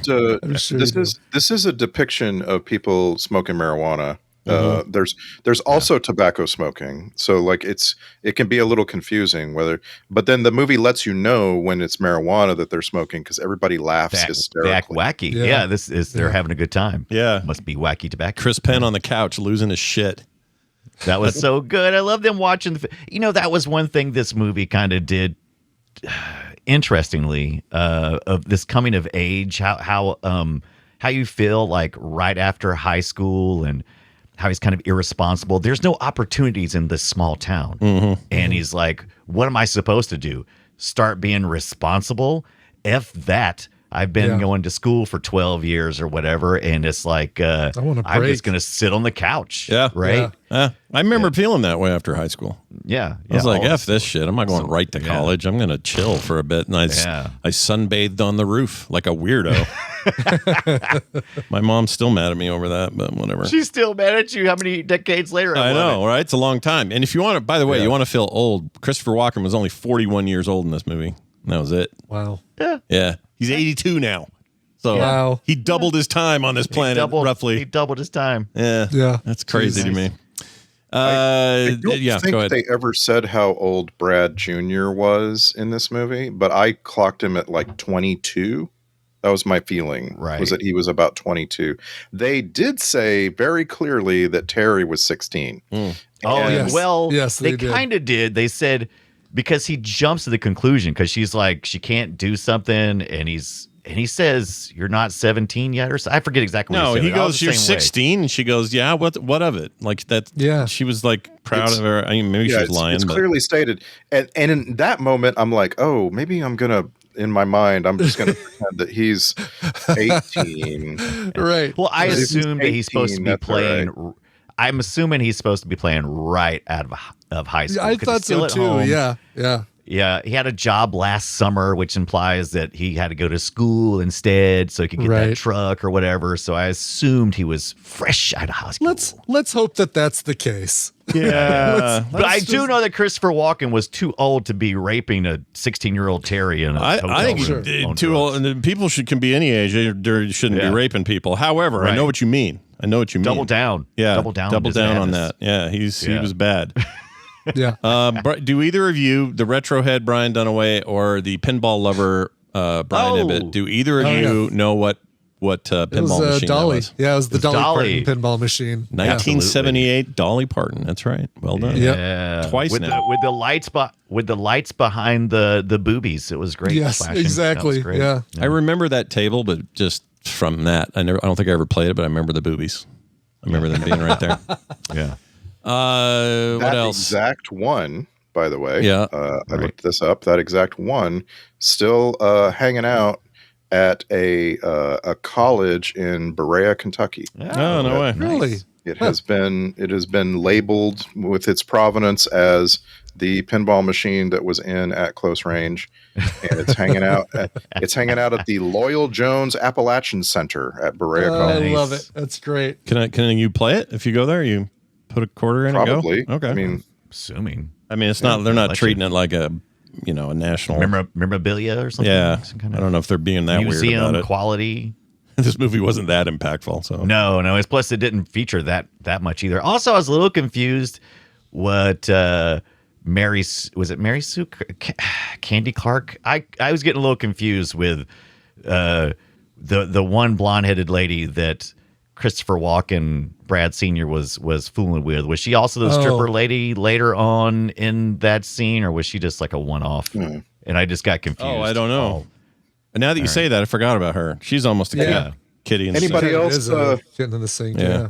Anybody else, when the movie goes there, think to yourself, "Oh, this movie wants to be edgy. We're going to a dumb strip club, like a really, Yeah. a really dirty strip club where the people are ugly." It was really, it was, boy, talk about like, it really is just used for 5 seconds of alibi. Yeah. Is all it is. Yeah, that was it. But anything that's like rated R where they can get away with it, they love a scene with strippers and the dark bar and a guy looking around and maybe there's boobs and maybe there's boobs. I don't know who, I don't know what that Rated PG-13 for maybe there's Maybe boobs. there's there's boobs. Speaking of, I know we talked about it pre-show, but just real quick, a comment about Predator Badlands. That movie is an R-rated film that is PG-13 13 simply because there are no human beings in it. It's all either robots or aliens. It's tons of blood, tons of violence, tons of gutting and stripping and ripping and all this stuff. But because not they're humans. not people, they didn't get a rating that was like, That's right. It's like Samurai Jack and the robots. It's like that idea. Anyway, Yeah. just a quick side note. Man, I love that movie. All right, let's move. Do anything else before we move on to the clips? And you guys got anything else you want to cover? I'll tell you, watching Crispin Glover getting walked to his death and his reaction just I remembered it. I was like, oh, wow, I don't know why that's impactful. It's brutal. Yeah, It's just absolutely brutal. yeah, bothered you a little bit. As You far got as, this, it's because it's shot in profile and you're really looking at silhouettes walking along a ridge for some reason. They bury someone on a Then ridge. you see the shovel handles sticking up. It's like, wow, all right. Well shot. Good cinematography. you guys ever see the movie Ruben and Ed by chance? That Oh, sound no. familiar What to is that? anyone? No. So it's kind of a local. It's famous here locally because it was made here by a local filmmaker who really never left. He just sort of kept making movies here. But it's this weird travel, quirky, weird movie about these two guys. One is Ruben, who I think is played by Howard Hessman. Oh, Okay. And then Interesting. Ed, Okay. played by Crispin Glover. Booger. Yeah. Oh, really? Not Booger. Okay. Booger. No, Howard Howard Hessman Hessman. from WKRP. Yeah. That's what I Johnny- said. He said Booger on the air, and that's what got him fired. Oh, I thought you were talking about what's his face from Revenge of the Booger, Nerds. the character Booger. Yeah. No. Yeah, that's what I thought you were talking about. Yeah. So anyway, it's really weird. Maybe one day that's a thing we do. If you want Crispin Glover, so it is one of his strangest roles I've ever seen. But But you brought it up because it's about them finding the right place to bury a dead cat, right? Right. That's the whole idea. It's a very strange It's a strange movie, and it's just like desert movie, and I don't know. It's worth seeing, but maybe we don't do it here. I don't know. I can't tell. Sure. Anything else before we pass the torch to the clips? Ooh, let's get some clips. Let's do it, guys. Here's a clip for you. This starts right off with Sean Penn making a window wiper in his mouth thing. That's gross. It really is. Take that out of your mouth. The pen's laughing. This is two pens, both laughing.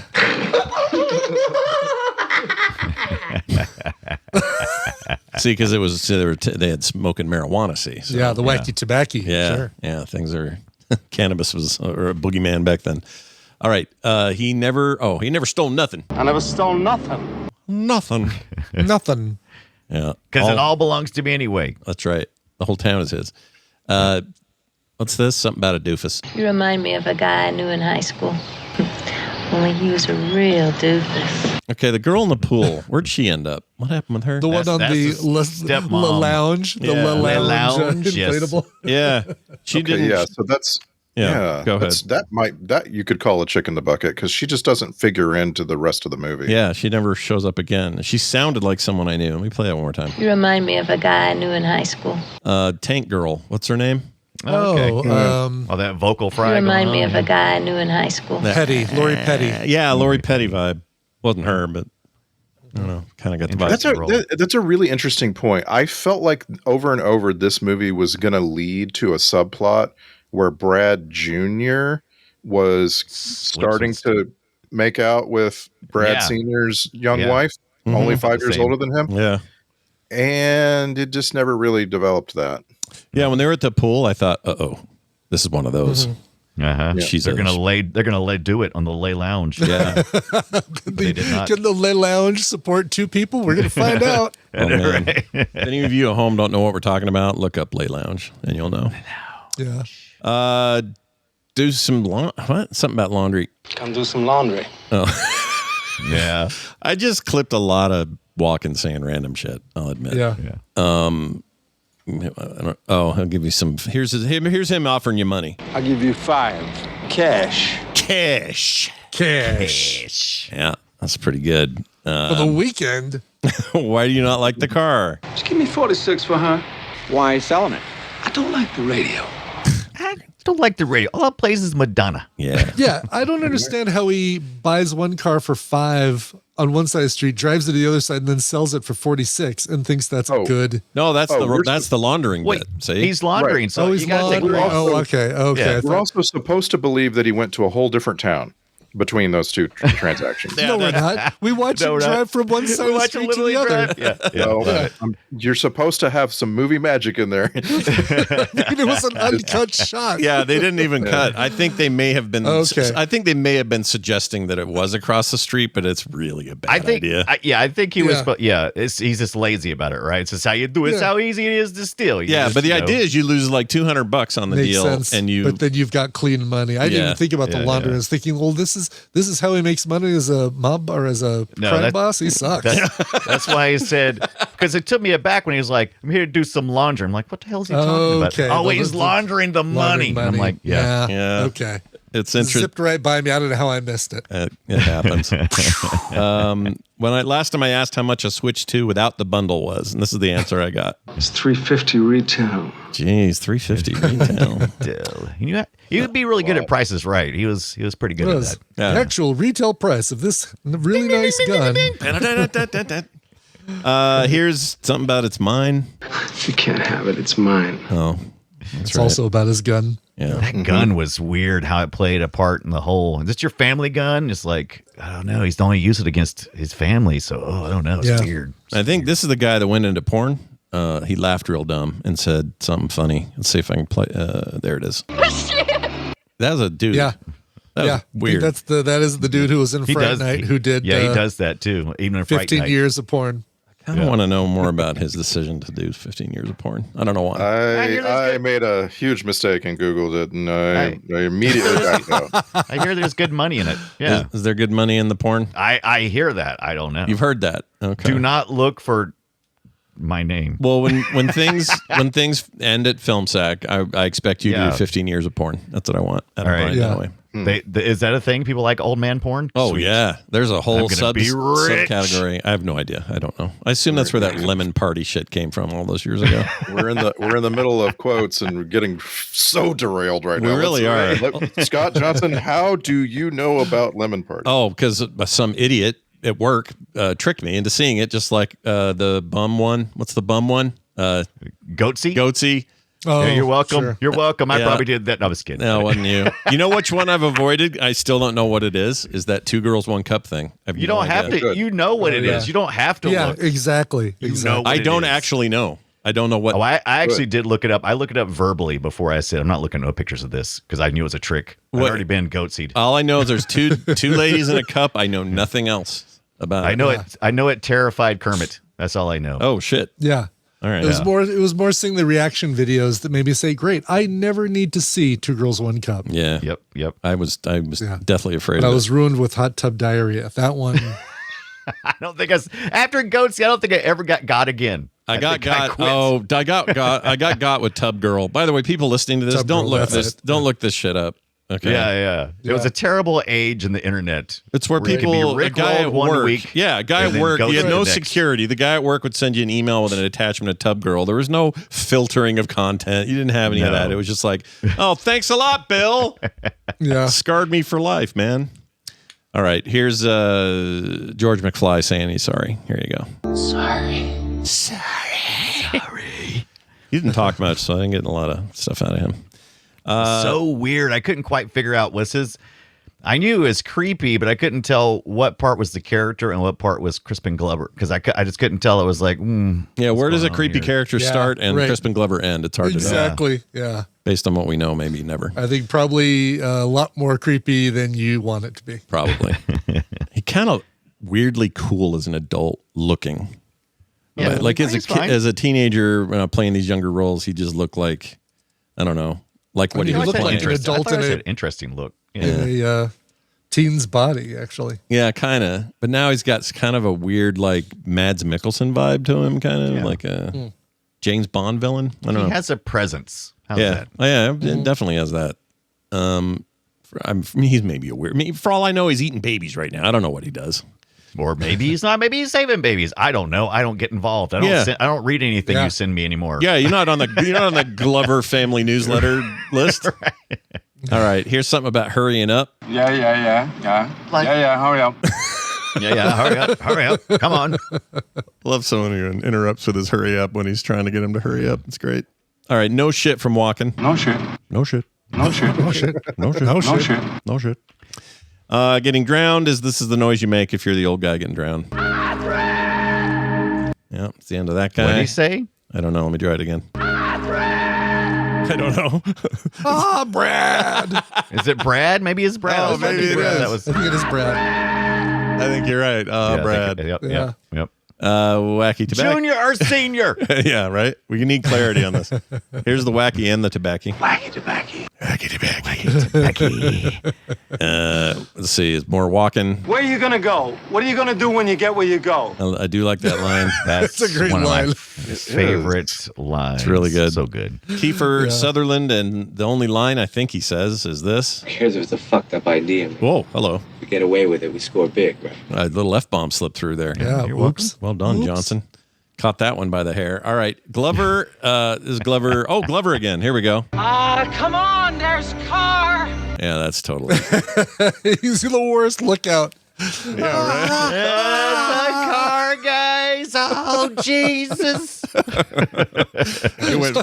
He went, forget your damn hands off her kind of thing. Yeah.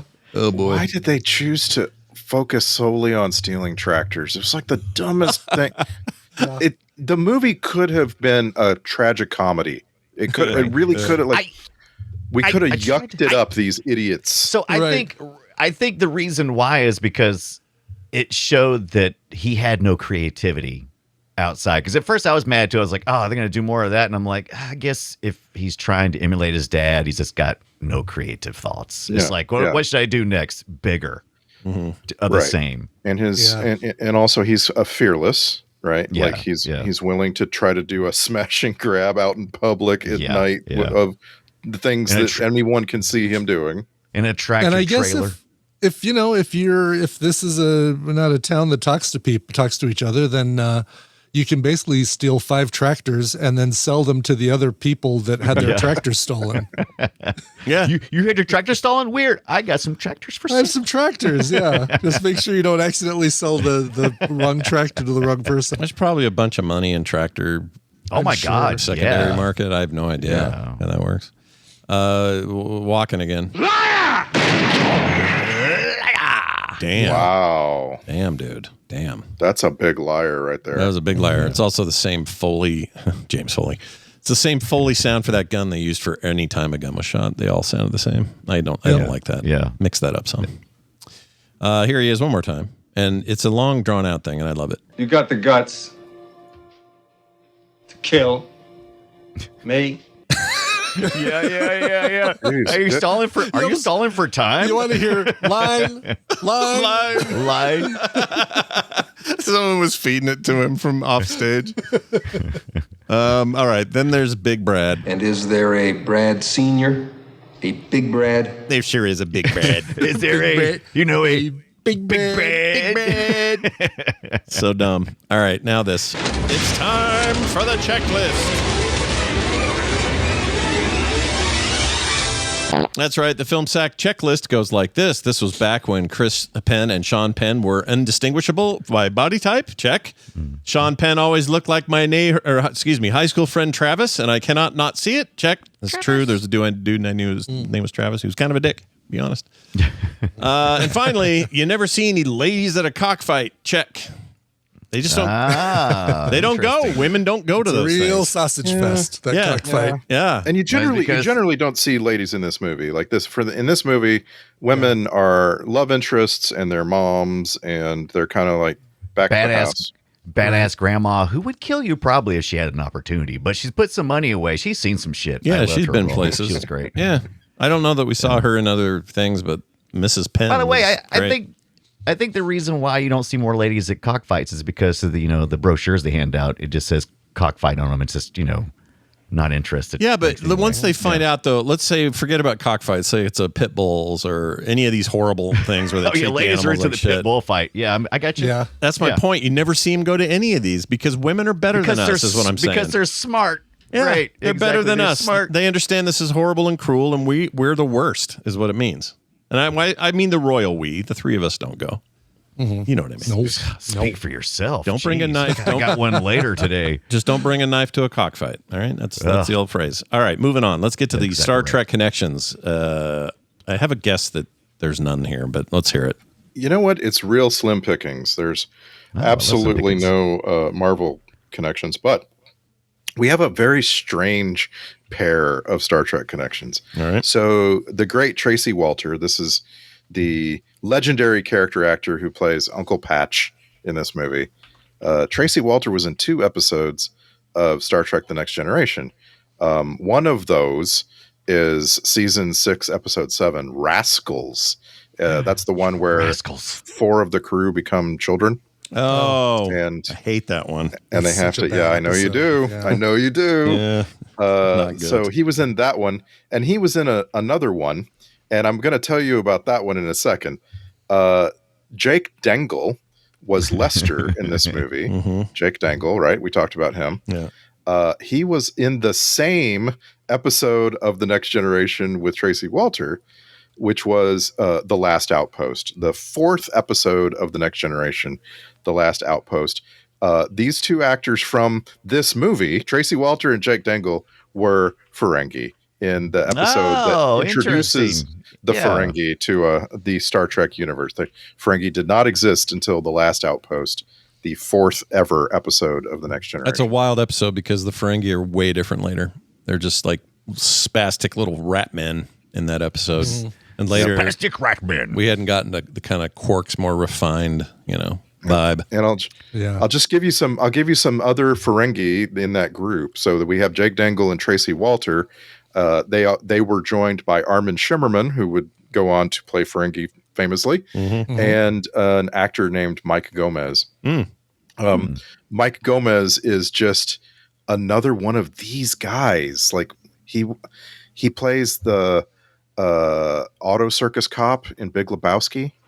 He's just when you see him, you're just go, oh, Mike Gomez. Yeah, I don't know his name, but he's been in things. Shows up and stuff. I'm down with it, but no Marvel shit at all, right? This is no. And I was trying to loosely see if Dick Tracy was ever a DC comic or anything, because we had the movie Dick Tracy and Madonna. Sometimes was in that, but I don't. Right. Dick Tracy was a newspaper only, I think. Right? But I believe DC did do a couple of runs of stuff. Exactly how it was related, but I can't remember. Sometimes, some comic publishers brought stuff like that in. Yeah, there was a Spider-Man daily, but that's too far reaching. Yeah. Wasn't there a Spider-Man daily, or am I making that up? There was. Yeah, there absolutely was a Spider-Man daily comic strip, and then they reprinted it in a comic book collection, a graphic novel collection. Yep. I always get Tracy, who's it? Tracy Walter and William Sanderson confused. Yes. I've always. And here's a great photo. They were together in a movie called Raggedy Man, and here's a press photo of the two of them side by side. My gosh, to Raggedy Andy. No, that's a no relation to Mad Max Beyond Thunderdome either. Raggedy Man. Now that's funny because in that show, the Newhart show, he was always talking about his two brothers named Daryl. Right. And he looks like so much like this guy. It may as well be the Daryl brothers. Might as well, yeah. That's great. So wait, the one on the left though is the one that's the hotel runner in Deadwood, right? Left is Daryl. Yeah. Proper. J.F. Sebastian from Blade Runner and Daryl and dude on the other side. Larry and his brothers were Daryl and Daryl. Daryl and Daryl, right? That's right. I always forget that. That's right. It's not three Daryls. It's Larry and two Daryls. Larry. I'm Larry. This is my brother Daryl. My other brother Daryl. Right. I'll tell you what, though. Tracy Walter, that dude's got little elf ears in that photo. Look at that little point here. He does little pointy. Yeah, no kidding. Yeah, he's the Zelda, Legend of Zelda over there. Well, he's Link would be correct. Anyway, let's get to the soundtrack grade. To give it a KLI for kind of loved it. I really actually kind of at the end of it liked that synthy, quiet thing. The Madonna parts, definitely got a little on my nerves after a while, but there was a lot of other stuff that fit for me. It was fine. Yeah, I just felt like the entire movie was the first 8 bars of. It really was. Live to Tell. Did it? Yeah, I was looking up. Yeah, I was looking up this thing. I was like, did this thing ever win any awards? And it did. There's a weird award for a couple of. Let's see, what was it at here? Winner for BMI Film and TV Awards, and also a nomination for Casting Society of America, but.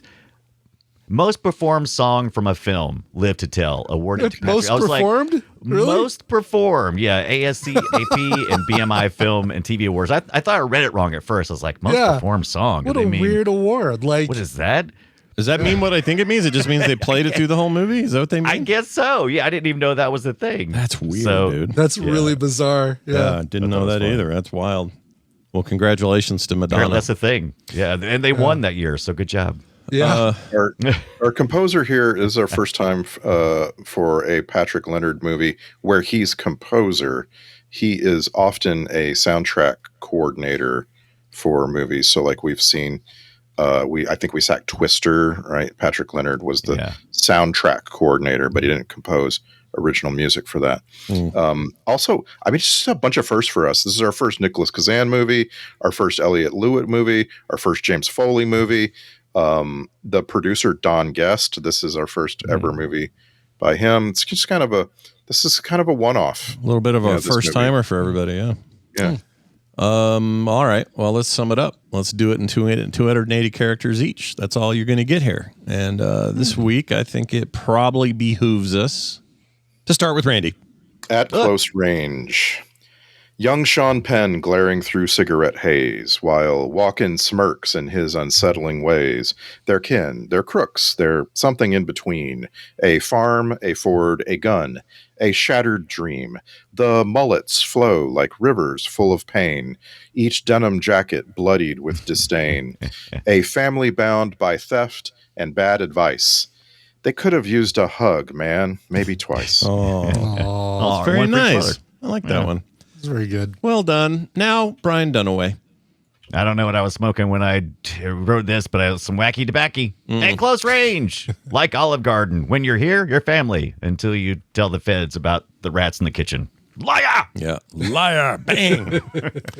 And then finally, Brian Ibbett. At Close Range, the most exciting movie to feature nothing happening in the first hour. Yeah. I actually wrote it. That's funny you say that, because on the notes here I wrote, hard to get clips, at least at first. We'll see how this goes, I actually wrote. Yeah. That first hour just is so, it's so broody and set-up-y that it's like, all right, is something going to happen here? Y'all going to get to it here? And then they did. It's just determined to do exposition on so many characters. And like, it's not bad. That's not a complaint. There's movies where you're just like, I can't keep these people straight. I have no idea all these people. This movie actually does that really, really well. It's just you're being set up for conflict, and it doesn't really give you an idea of where that's going. Like who's going to be the conflict? Yeah, and they had a drug montage in this thing for a hot minute where like I don't know, it would like cut to each of them doing different drugs and all that, and I was like, I already know these guys are we don't idiots. You're good. Don't need a whole, and that was another excuse to play a bunch of that Madonna track. So by the way, I did a little deeper dive. Looks like that most performed song for a film from BMI doesn't happen every year, but in the past it has, including Madonna's, and also Doesn't Really Matter from Nutty Professor 2, The Clumps. And Iris from the City of Angels. And I can confirm that. I do remember them playing a lot of Iris. Oh my gosh, yeah. On City of Angels, City of Angels, at the Nicolas Cage deal?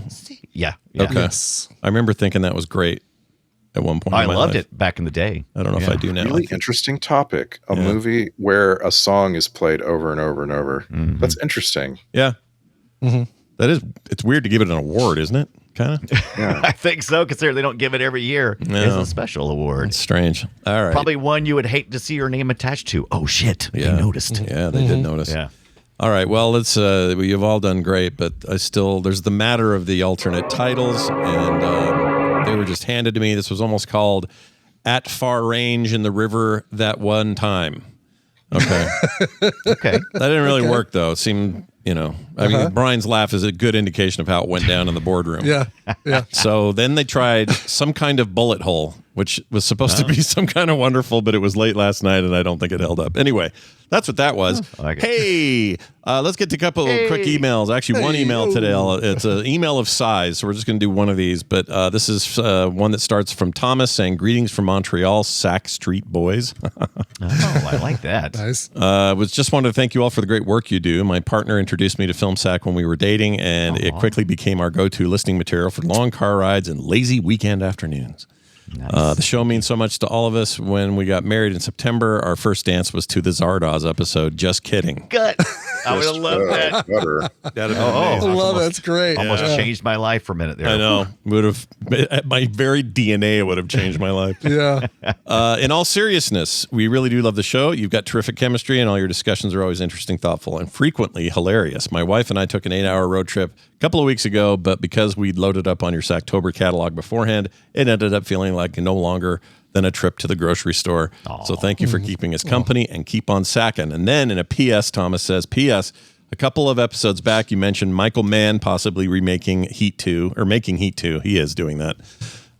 Just wanted to note that Heat 2 already exists as a novel co-written by Mann and Meg Gardner, or Gardner.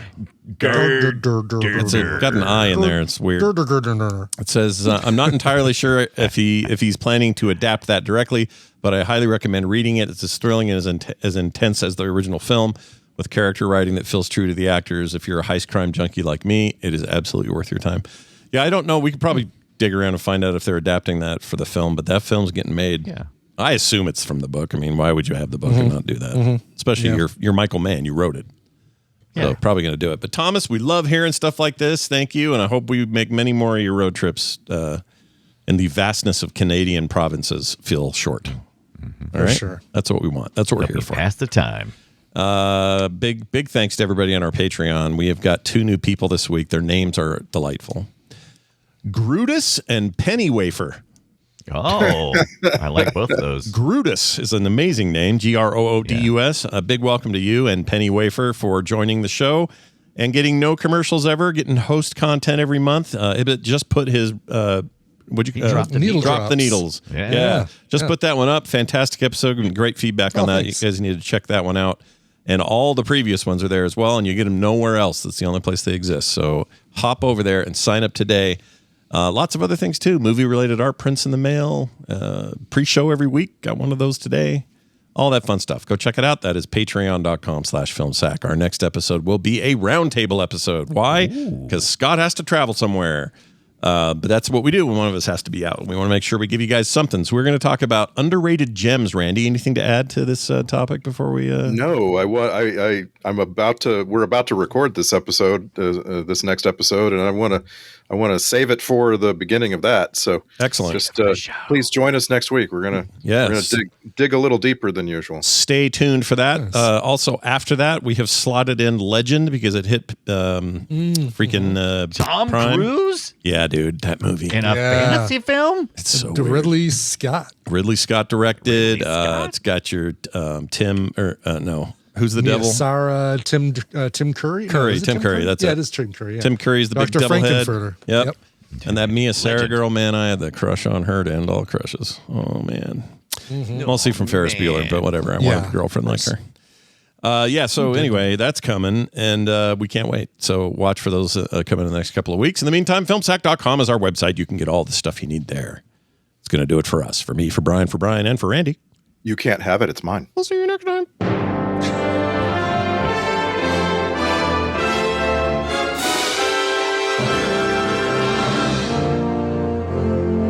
This show is part of the Frog Pants Network. Yes. Get more at frogpants.com. Wacky tobacco.